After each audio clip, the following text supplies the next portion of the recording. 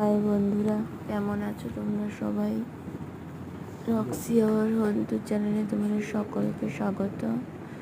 দেখো, আমার হাজবেন্ড এখন অফিসে কাজ করে ওই ঘর থেকে এই ঘরে এলো।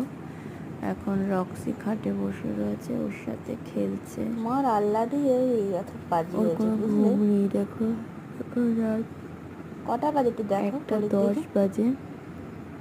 ও পুরো বিছনাটা জুড়ে শুয়ে রয়েছে। তুমি কোথায় শোবে আজকে? এখন ওর বাবার সাথে ও খেলবে, খেলে তারপরে ও শোবে। ও সারাদিন খেলা চলে কিছু না কিছু একটা। ওর বাবার কথা শুনছে মনোযোগ সহকারে, কি বলছে। যেই ওর বাবা ওখানে বসবে, ও লাফ দিয়ে চলে যাবে ওখানে।